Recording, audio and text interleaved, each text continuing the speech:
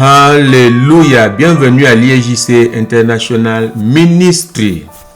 Comment tu sors d'entre les mailles d'un gourou ou bien d'un loup ravisseur? Encore faut-il pouvoir détecter la chose. Eh bien, je vais t'exhorter à ne pas quitter et on se retrouve dans bientôt pour la recette de ce jour qui se trouve dans la parole de Dieu.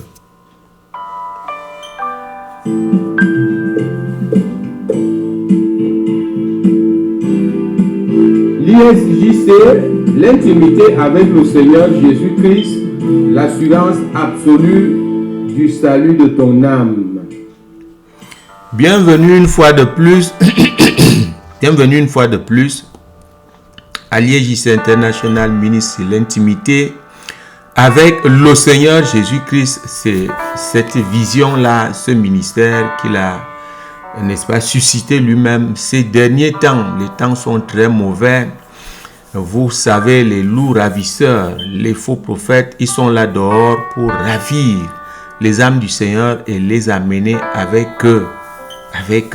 C'est pourquoi le Saint-Esprit nous presse de dire, de parler, de prêcher, d'enseigner, de donner certains signes afin que, n'est-ce pas, les uns et les autres soient avertis. Nous prions d'abord Dieu d'Abraham, Dieu d'Isaac et Dieu de Jacob, Père éternel. Tu es un si grand Dieu, un Père amour, un Père qui aime tous ses enfants. Et c'est d'ailleurs pourquoi nous venons vers toi aujourd'hui pour être enseignés et par ton esprit. Merci pour cet amour. Merci Seigneur pour ta miséricorde, parce que parfois nous ne méritons vraiment pas ton attention, mais tu es un Dieu patient, un Dieu qui est un Père, les bras toujours ouverts, et dit venez, venez à moi, venez à moi, vous qui êtes fatigués et chargés, je vous donnerai du repos. Oui Seigneur, nous venons à toi aujourd'hui pour être enseignés encore sur cette affaire.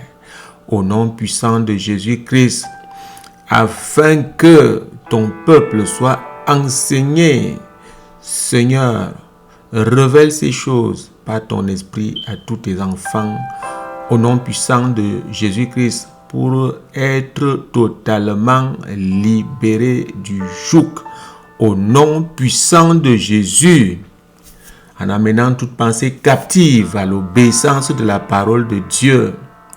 Je couvre cet endroit par le sang de Jésus-Christ. Et toi qui me regardes, toi et peut-être tes invités, ta famille, soyez protégés par le même sang.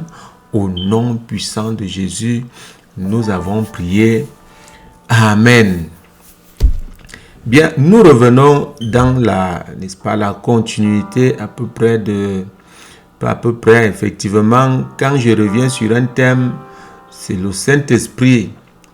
Comprenez, ça monte dans mon esprit et ça commence à je sens comment la répétition, il faut. Et voilà, nous revenons sur ce thème. La dernière vidéo que vous avez reçue, le titre, je crois, c'était comment reconnaître une fausse église. Donc, écoutez, nous allons revenir sur, n'est-ce pas, le verset biblique de base. C'était dans Matthieu chapitre 7, avant de donner la recette, comment tu fais pour voir que là où tu te trouves, ça ne va pas. Que l'homme qui est là a peut-être fait des choses où il est sorti de son appel. Comment tu le sais? Eh bien, nous terminons d'abord à constater ceci dans Matthieu chapitre 7. Et le verset 14, le verset 13 disait déjà que entrez par la porte étroite, car large est la porte, spacieux est le chemin qui mène à la perdition. Et il y en a beaucoup qui entrent par là. Nous avons expliqué par le Saint-Esprit que les portes larges, c'est, n'est-ce pas, c'est tout simplement les attirances du monde, les superflus, des artifices que nous remarquons à la télé ou même quand nous passons physiquement devant une église dont la fondation est, n'est-ce pas, est de Satan, eh bien ces choses attirent beaucoup, c'est beaucoup de luxe. Eh bien comme on se gêne, on aime bien aller s'asseoir là. Eh bien voilà donc la porte qui est large et qui te conduit vers un boulevard. Vous savez, la voie qui mène en enfer, c'est un boulevard. Je ne stigmatise pas quoi que ce soit ici. Vous avez des petites églises fausses, vous avez des grandes églises fausses, vous avez des petites églises vraies, vous avez des grandes églises vraies. Donc le tout ici, c'est de rechercher le discernement. Par ces enseignements que tu as là maintenant, tu peux toi-même tirer certaines conclusions. Donc j'ai expliqué ici que la porte large, c'est ça en fait. Vous comprenez, ce sont ces milliards-là qu'on donne. Parfois un serviteur de Dieu vrai, mais il court à gauche et à droite. Comment je fais? Il n'attend pas au Seigneur. On lui donne des milliards, mais on lui donne des conditions. Et voilà comment son église entre sous la domination, le contrôle de Satan. D'autres sont vraiment d'origine satanique. Comprenez, j'expliquais dernièrement ces choses. Que il y a le faux prophète, il y a le mauvais prophète. Comprenez, il y a ces deux choses, il faut les distinguer. Pour éviter même parfois le péché du blasphème. Le blasphème qui n'est jamais pardonné. Alléluia. Donc, regardons, nous allons nous focaliser sur la deuxième partie ici. Le verset 14. Mais étroite est la porte, resserré le chemin qui mène à la vie. Et il y en a peu qui les trouvent. Vous comprenez? Mais étroite est la porte et resserré le chemin qui mène à la vie. Il y en a peu qui les trouvent. Vous comprenez que resserré, étroite est la porte. Eh bien, les vraies choses, écoutez, dans la plupart des cas, ça ne court pas trop des rues. Non, ça ne court pas trop des rues. C'est des choses que tout le monde néglige. La voie qui mène au paradis, c'est la voie que tout le monde néglige. On parle, on dit, ah, vous voyez même cet endroit, vous voyez même, et c'est lui-même qui parle là, et où est même son église? On cherche, on commence à taper sur le net, on prend mon nom là, on tape, Pasteur Charles Clément Mbida, on tape. On ne voit pas l'immensité des richesses, des immeubles, des jets privés et plusieurs branches de son église. Ah, on ferme la page, on tourne la page. Vous ne savez pas dans quelle saison je me trouve dans mon ministère. Ce n'est pas mon cas particulier. Il y a des saisons, vous comprenez. Pour arriver à la gloire, il faut passer par quelque chose, par le premier, c'est-à-dire que la première saison, ainsi de suite. Mais nous portons la vérité en nous. Les gens n'entrent pas dans ces endroits-là où c'est resserré. Resserré veut dire la nourriture solide, la parole solide, elle est amère. Quand quelqu'un vous prêche sur la sanctification, vous devez reconnaître que cette personne est vraie. Vous comprenez? Les loups ravisseurs, les faux prophètes ne prêchent pas sur ces choses. Non, parce qu'ils savent que beaucoup de gens ne vont pas venir. Nous sommes là pour sauver une par une les âmes du Seigneur, pour les ravir d'entre les mains des ravisseurs, des loups ravisseurs. Donc, les chemins sont resserrés, porte étroite, chemin resserré. Ce n'est pas facile de supporter les bons enseignements si ce n'est la grâce de Dieu. Donc, je voulais expliquer ça. Vous comprenez, c'est ça que la parole de Dieu nous dit ici, et très peu les trouvent. Les gens vont beaucoup plus vers des grosses lumières, des écrans géants, mais la vérité se trouve peut-être ailleurs. Eh bien, écoutez maintenant, je vais te dire, une fois que tu tu vois qu'il y a certaines choses qui ne vont pas, ta progression, ton progrès spirituel n'est pas visible, tu commences à te poser des questions, tu vas prier, et rien ne se passe, Dieu ne te montre rien. Pourtant, même les gens du dehors te disent que là où tu es là, c'est comme ça, fais attention. Mais toi, tu pries, tu ne vois rien. Pourquoi tu ne vois rien? Je vais te dire pourquoi tu ne vois rien. Allons lire dans Romains chapitre 6 et le verset 16. Notez ça très bien. Romains chapitre 6, le verset 16. Ne savez-vous pas qu'en vous livrant à quelqu'un comme esclave pour lui obéir, vous êtes esclave de celui à qui vous obéissez, soit du péché qui conduit à la mort, soit de l'obéissance qui conduit à la justice. Qu'est-ce que ça veut dire, se livrer à quelqu'un pour lui obéir? C'est rentrer sous la domination d'un leader, d'un pasteur, d'un prophète. Une fois que tu es rentré, tu t'es livré toi-même, alors Dieu ne peut plus rien te montrer. Vraiment, ce ne sera pas facile. Parce que tu es entré toi-même. La plupart des cas, Dieu ne t'a pas dit d'y aller. Moi, j'ai été victime. Ici même en Occident. C'est pourquoi j'en parle. Vous comprenez? Après l'ordination, après tout ce qu'on a reçu, nous avons été, n'est-ce pas, comme la Bible le dit, que même dans les derniers temps, même les élus pourraient être, n'est-ce pas, séduits. Quelqu'un qui avait assisté à notre consécration, qui a vu ce que nous avons reçu, n'est-ce pas, nous a attirés dans son église. Il disait que son leader aussi, c'était quelqu'un qui fréquentait les mêmes mentors, les mêmes généraux de Dieu que nous. Mais c'était totalement faux. C'était des loups ravisseurs. C'était des gens qui cherchent autour d'eux, s'il y a quelqu'un qui est réellement, ou on cherche seulement à détruire. Ça, moi, ça m'est arrivé.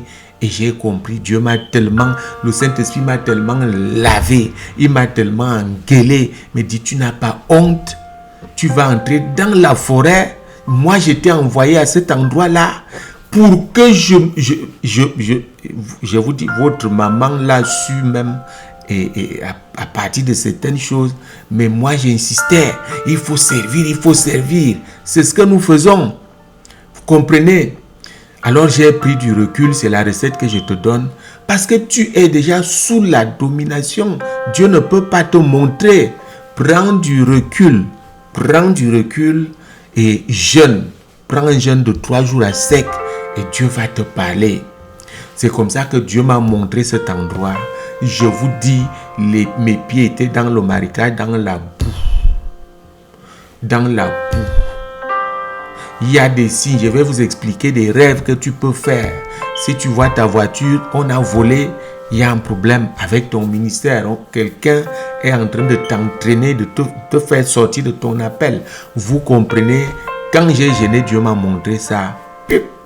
Nous avons coupé les ponts, nous avons prié, nous nous sommes repentis d'être allés là où Dieu ne nous avait pas envoyés.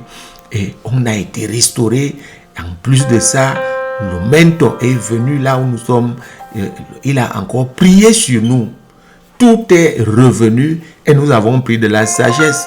Donc voilà, pendant que tu es à cet endroit-là, tu ne peux rien voir.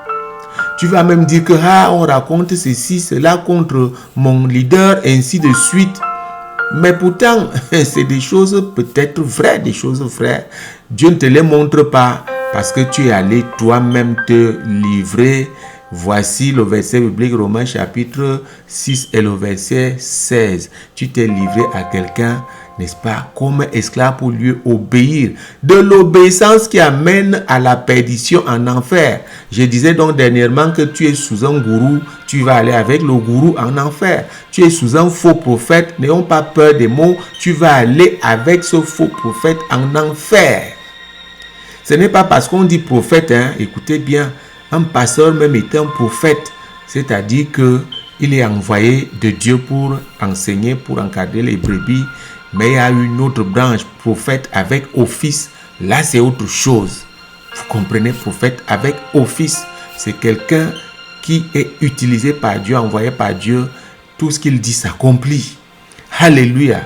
Donc, voici, je voulais te donner cette écriture. Tu ne peux pas voir s'il n'y a pas de recul. Il faut un recul. Et c'est en ce moment-là, tu te mets à part que Dieu te montre donc là où tu te trouves. Et tu prends la bonne décision. Dieu ne te dit pas là de sortir et de raconter partout, de faire une liste, tu mets sur YouTube. Ça, c'est les gens qui cherchent le buzz. C'est pas ce que Dieu nous dit dans Matthieu. Ça veut dire que tu viens d'épingler un faux quelque part, tu pries. S'il y a une chose particulière qui ne va pas avec cet homme de Dieu, n'aie pas peur. Parle-lui.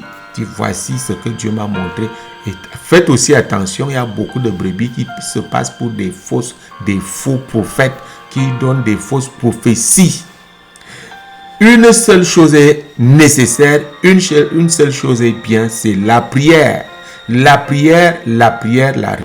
Premièrement, le retrait, retire-toi. Deuxièmement, prie. Dieu va te montrer ce qui ne va pas là où tu te trouves, là où tu pries. Il va te montrer. Donc, voilà comment on sort des mailles d'un gourou, d'un loup ravisseur. Sauve son âme. Je vais prier pour toi. Lève les mains, ferme les yeux. Au nom puissant de Jésus-Christ. Au nom de Jésus, je viens contre ce joug. Tu es sous un joug, sous un gourou. Je brise ce joug dessus de tes épaules. Je brise ce joug. Au nom puissant de Jésus, je le brise. Au nom puissant de Jésus, nous avons prié. Amen. Alléluia. J'ai scellé ta délivrance. Eh bien, ne manque pas de faire un petit commentaire au bas de la page de notre chaîne YouTube. Ne manque pas de t'abonner pour, n'est-ce pas, ne pas rater ces enseignements.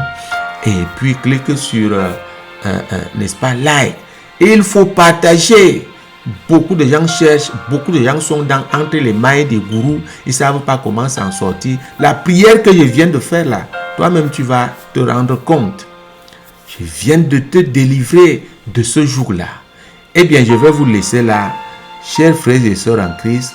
Et toi qui es encore l'observateur, oui, il n'y a pas de problème. Ton temps arrive. Ton temps arrive où tu vas sortir donc de ce joug. Et puis, que le Seigneur vous bénisse. Au nom puissant de Jésus-Christ, nous avons prié. Amen.